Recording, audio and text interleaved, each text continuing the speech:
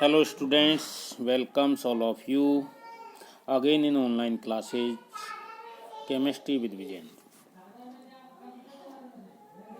Today we will discuss about the alcohols, that is the topic of organic chemistry for BSc part second year. तो सबसे पहले हम बात करेंगे कि जो एल्कोहल्स होते हैं इनकी डेफिनेशंस, इनका वर्गीकरण किस प्रकार से होता है और इनका नोमेनक्लेचर क्या है, किस प्रकार से हम करते हैं। तो सबसे पहले हम आते हैं कि डेफिनेशन पर ही। तो एल्कोहल वे यौगिक होते हैं जो एल्केन अणु से एक या एक से अधिक हाइड्रोजन के प्रतिस्थापन के द्वारा, किसके प्रतिस्थापन के द्वारा, हाइड्रोजन परमाणु का प्रतिस्थापन किसके द्वारा, हाइड्रोक्सी समूह के द्वारा होने पर हमें प्राप्त होते हैं, एल्कोहल्स कहलाते हैं। ठीक है।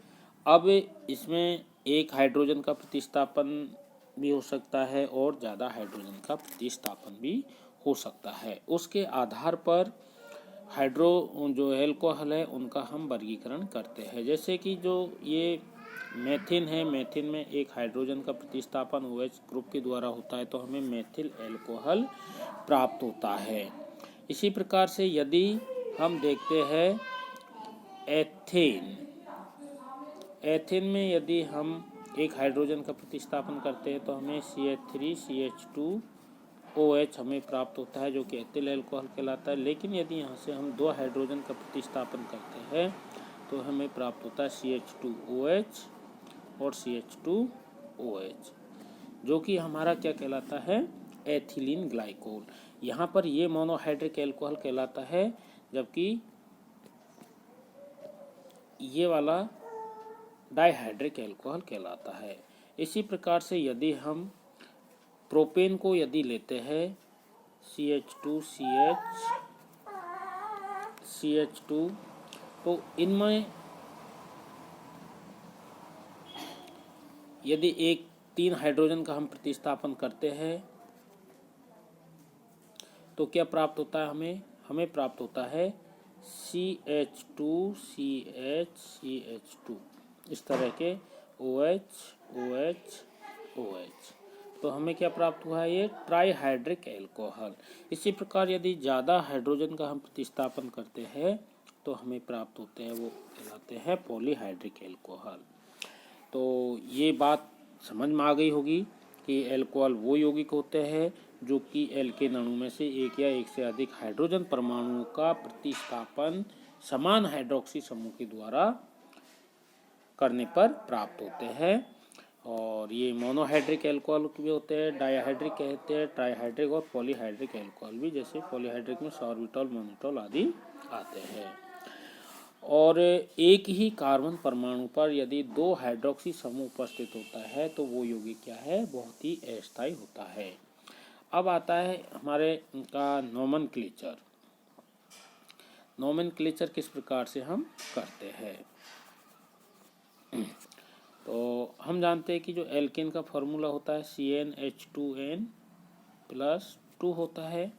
इसी प्रकार से इन एल्कोहल्स का फॉर्मूला CnH2n+2O होता है। लेकिन चूंकि यहाँ पर OH एक हाइड्रोक्सी ग्रुप है, इसलिए इसका जो फॉर्मूला हमें प्राप्त होगा वो हमें प्राप्त होता है इस तरह से CnH2n+1 और ये OH। जो हमारा एक हाइड्रोजन है वो यहाँ OH के रूप में आ गया है, इसलिए इसका फॉर्मूला CnH2n+2 की जगह क्या होता है, CnH2n+1OH। तो ये हमारा एल्कोहल का फॉर्मूला होता है, जिसको हम लिखते हैं ROH। जहाँ पर R क्या है, यहाँ पर R है एल्किल समूह। तो अब इसमें भी जो मोनोहाइड्रिक एल्कोहल है, इन मोनोहाइड्रिक एल्कोहल में जैसे हाइड्रोजन जो हमारा है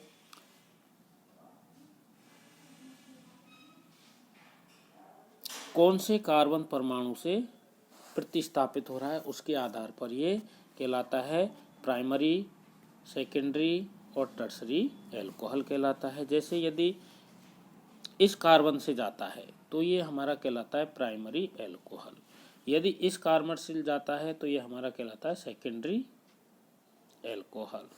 तो अब यदि यहाँ पर एक और कार्बन परमाणु यहाँ जुड़ा होता, ये केवल यहाँ ये नहीं होता और ये CH होता और यहाँ एक ग्रुप जुड़ा होता, तो ये कहलाता टर्सरी हाइड्रो एल्कोहल। तो कहने का मतलब, जब हाइड्रोक्सी समूह क्रम से प्राथमिक कार्बन परमाणु, द्वितीय कार्बन परमाणु या तृतीय कार्बन परमाणु से संलग्न होता है तो क्रम से प्राइमरी एल्कोहल, द्वितीयक एल्कोहल या तृतीयक एल्कोहल कहलाते हैं। तो अब इनके जो है कि जो व्युत्पन्न पद्धति है, इन एल्कोहल्स को हम कार्बिनॉल भी कहते हैं, लेकिन जो IUPAC पद्धति है उसमें इनको हम एल्केनॉल हम कहते हैं। जो एल्केन है, एल्केन में OL से E को हटा देते हैं और हमें जो प्राप्त होता है वो ये प्राप्त होता है एल्केनॉल। जैसे मैं कह दूँ कि मेथेन है, मेथेन में एक OH समूह जुड़ गया तो हम कहेंगे उसको मेथेनॉल। एथेन है तो एथेनॉल, प्रोपेन है तो प्रोपेनॉल। अब इसका IUPAC में नामकरण कैसे करते हैं? IUPAC में जो नामकरण करते हैं, सबसे पहले हम उसकी लॉन्ग चेन को हम चयन करते हैं, उसके बाद हम उस श्रृंखला में उसके नंबरिंग करते हैं और नंबरिंग हम उधर से करते हैं जहां से प्रतिस्थापी समूह को न्यूनतम अंक मिले। इसके पश्चात जिस कार्बन परमाणु से OH समूह जुड़ा हुआ है या कोई और समूह जुड़ा हुआ है तो उसकी पोजीशन को हम लिखते हैं। तो इस तरह से सबसे पहले लॉन्ग चेन, फिर नंबरिंग, देन वो जो समूह जुड़ा हुआ है उस समूह की पोजीशन को हम लिखते हैं उसके नाम से पहले। और इसके बाद यदि श्रृंखला में कोई अन्य प्रतिस्थापी उपस्थित है तो उनको भी नाम से पूर्व उनकी स्थिति दर्शाते हुए अंग्रेजी के वर्णमाला क्रम में हम लिखते हैं। जैसे कि मैं एग्जाम्पल लेता हूँ CH3 CH CH3OH।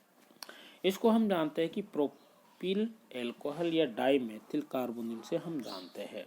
Isopropyl alcohol या डाइमेथिल कार्बोनिल, या इसको हम IUPAC में नाम देते हैं। सबसे पहले इसकी नंबरिंग करते हैं तो 1 2 3। क्योंकि इसमें जो हाइड्रोक्सी समूह है नंबर 2 पर जुड़ा हुआ है, इसलिए इसको हम इधर से भी अंकन करते हैं तो भी हमें सेम चीज़ प्राप्त होती है, और यदि हम इसको इधर से अंकित करते तो भी हमें इसकी सेम या समान संख्या प्राप्त होती है।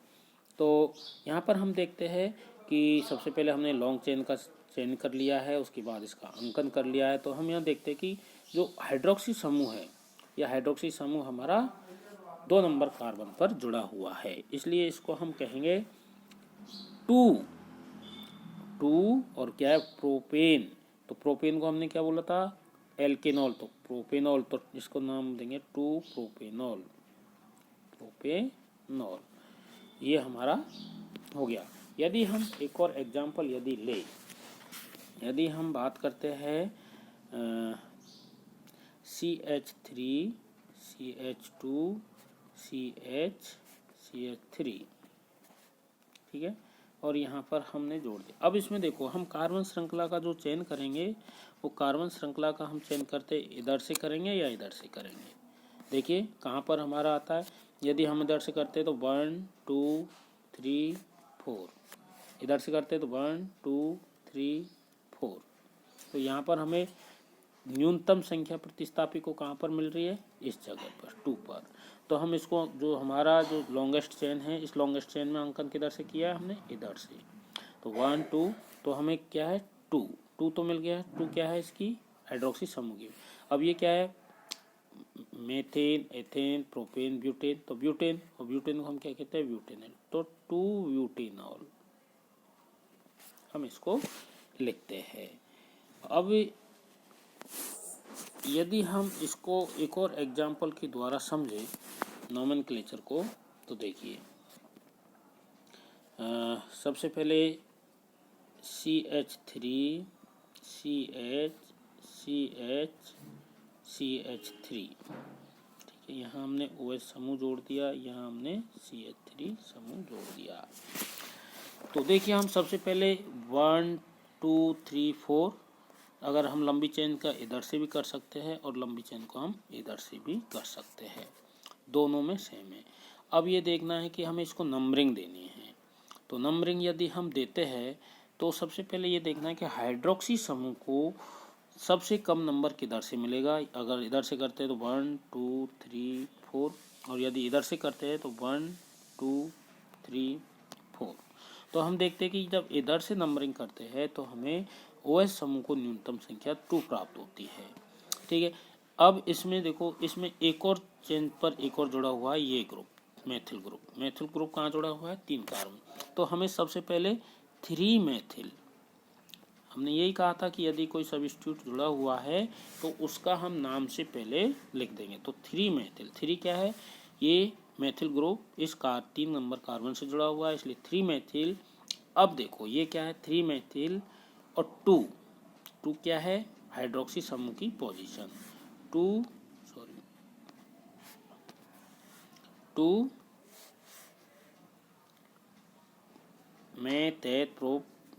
ब्यूटेनॉल। तो इसका नाम क्या हो गया? इसका नाम हो गया 3 मेथिल 2 ब्यूटेनॉल। इसी तो ये तो हो गया कि किस प्रकार से इनका एल्कोहल्स का नोमेनक्लेचर किया जाता है। अब आता है मेथड ऑफ प्रिपरेशन। एल्कोहल को हम किस प्रकार से बनाते हैं? तो मेथड ऑफ प्रिपरेशन तो क्या है? सबसे पहले हम बनाते हैं इसको एल्कीन से। इससे एल्कीन से। अब एल्कीन से कैसे बनाते हैं? तो सबसे पहले जो मेथड आती है हमारी वो आती है ऑक्सी मर्क्यूरीकरण बी मर्क्यूरीकरण के द्वारा। तो एल्कीन का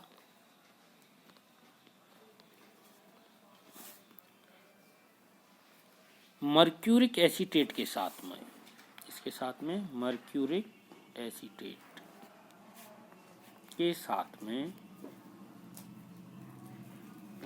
टेट्राहाइड्रोफ्यूरिन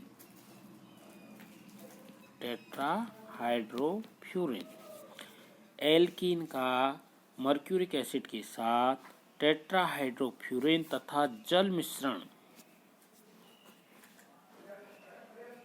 में अभिक्रिया करवाते हैं तो हमें क्या है कि एक हाइड्रोक्सी यौगिक प्राप्त होता है और इस अभिक्रिया को हम कहते हैं ऑक्सी मर्क्यूरीकरण। मर्क्यूरीकरण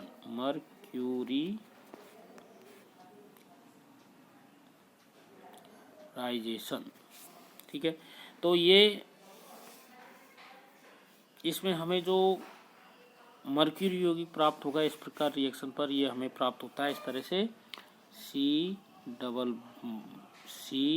यहाँ पर हाइड्रोक्सी समूह आ जाएगा। ये जो मर्क्यूरिक एसीटेट है वो HgOCCH3 और ये डबल बॉन्ड O, ये मर्क्यूरिक जो यौगिक है ये हमें प्राप्त होता है। अब इस मर्क्यूरिक यौगिक को अगले स्टेप में सोडियम बोरोहाइड्रेट के साथ अभिक्रिया करता है NaBH4 के साथ में, और NaBH4 के साथ में इसको अपचयित होकर के क्या होता है?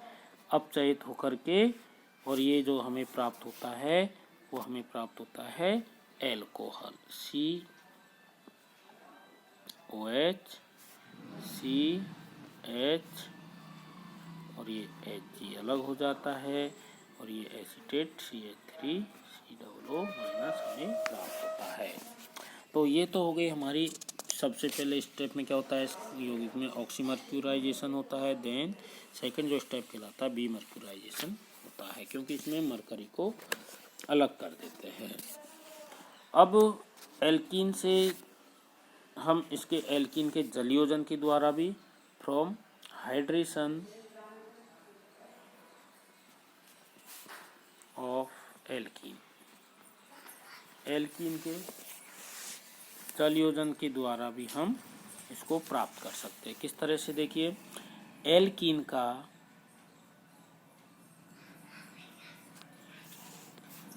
जल से योग करके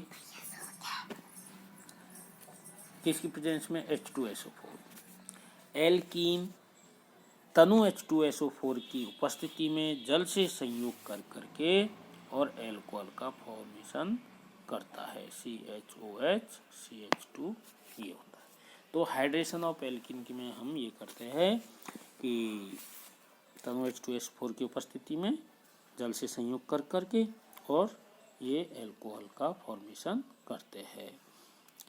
ये जो जल का योग होता है ये मार्कोनिकोव के नियमानुसार होता है। अगला हम देखते हैं एल्कीन के हाइड्रोबोरेशन से, हाइड्रोबोरेशन ऑफ एल्कीन। ठीक है, कैसे होता है? बोरेन के एल्कीन पर योग से सबसे पहले हमें क्या प्राप्त होता है? ऑर्गेनोबोरेन। जैसे ये हमने कोई एल्कीन ले ली है, ये एल्कीन बोरेन से योग करता है और हमें क्या प्राप्त होता है? ऑर्गेनोबोरेन कंपाउंड प्राप्त होता है। ये RCH2 का होल ट्वाइस B। तो ये हमें ऑर्गेनोबोरेन प्राप्त होता है। यह ऑर्गेनोबोरेन इलेक्ट्रॉन स्नेही और हाइड्रोजन नाभिक स्नेही दोनों का कार्य करता है। तो जो एल्कीन की बोरेन के साथ अभिक्रिया पर मोनो एल्किल बोरेन भी हमें प्राप्त होता है, डाई एल्किल बोरेन भी हमें प्राप्त होता है और टाई एल्किल बोरेन भी हम प्राप्त होता है, जो कि डिपेंड करता है उसकी एल्कीन के डबल बॉन्ड के स्टेरिक हिंड्रेंस पर। यह अभिक्रिया हाइड्रोबोरेशन कहलाती है। और इस हाइड्रोबोरेशन में जो हमें हाइड्रोबोरेन जो यौगिक प्राप्त होते हैं, ये ऑर्गेनोबोरेन क्षारकीय हाइड्रोजन परऑक्साइड के ऑक्सीकृत होकर के क्या करते हैं? ये सोडियम हाइड्रोक्साइड की उपस्थिति में ऑक्सीकृत होकर के 3H2O और हमें क्या देता है? एल्कोहल हमें प्राप्त होता है। और ये इस तरह से बोरेन से की एल्कीन के साथ अभिक्रिया कराने से हमें एल्कोहल प्राप्त होता है। और इसके बाद में हम आते हैं हेलो एल्कीन से हम किस प्रकार से एल्कीन प्राप्त करते हैं। Hello alkene, from hello alkene. Hello alkene की जलीय क्षार जैसे सोडियम हाइड्रोक्साइड अथवा पोटेशियम हाइड्रोक्साइड से अभिक्रिया कराने पर हमें एल्कीनॉल प्राप्त होता है या एल्कोहल हमें प्राप्त होते हैं। तो और हेलो एल्कीन की जो क्षार के साथ अभिक्रिया होती है वो इस प्रकार से होती है, सबसे पहले टर्सरी, फिर secondary, then primary. Halo alkene की क्षार के साथ अभिक्रिया ये होती है। ठीक है, तो हमने क्या कहा था कि किसी भी हेलो एल्कीन की CH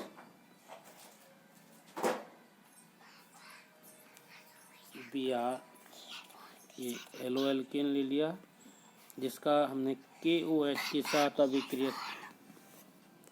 साथ अभिक्रिया कराने पर हमें ये इस तरह से RCHOH हमें प्राप्त होता है, जो कि द्वितीयक एल्कोहल कहलाता है।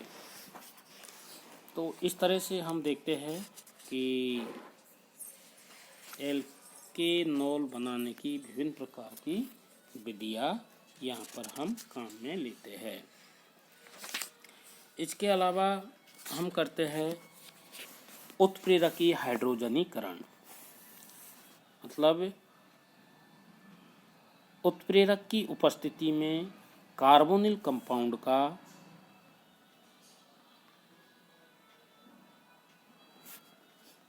हाइड्रोजनीकरण करवाते हैं उत्प्रेरक Na, प्लेटिनम या और दूसरे मेटल कंपाउंड है, तो हमें जो प्राप्त होता है RCH2OH, ये हमें प्राप्त होता है। अब इसमें हमें द्वितीयक एल्कोहल भी प्राप्त होता है और तृतीयक एल्कोहल भी हमें प्राप्त होता है। अब इसके अलावा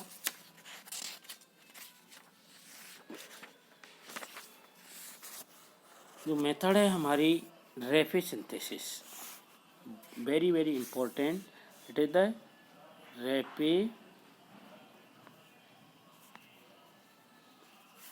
सिंथेसिस। इसमें क्या होता है कि तृतीयक एमीन आयरन कार्बोनिल उत्प्रेरक की उपस्थिति में एल्किन कार्बन मोनोऑक्साइड तथा जल के साथ अभिक्रिया पर एल्कोहल देता है। तृतीयक एमीन आयरन कार्बोनिल उत्प्रेरक की उपस्थिति में, ठीक है, मतलब ये है एल्कीन है CH2 डबल बॉन्ड CH2, ये आयरन और कार्बन मोनोऑक्साइड से अभिक्रिया करके जल के साथ में, और यहाँ पर जो उत्प्रेरक होता है तृतीयक एमीन आयरन, ठीक है, ये तृतीयक एमीन आयरन की उपस्थिति में एल्कीन एल्कोहल देता है CH3CH2, एक कार्बन इसमें एक्स्ट्रा जुड़ जाता है, मतलब एल्कीन जैसे हमने यहाँ लिया है एथीन, तो हमें जो प्राप्त होगा प्रोपेनॉल प्राप्त होता है। ये बहुत अच्छी मेथड है एक ज़्यादा कार्बन वाले एल्कोहल प्राप्त करने के लिए। तो ये तो थी हमारे एल्कोहल फॉर्मेशन की विभिन्न प्रकार की विधियाँ। तो धन्यवाद, हम मिलते हैं अगली क्लास में।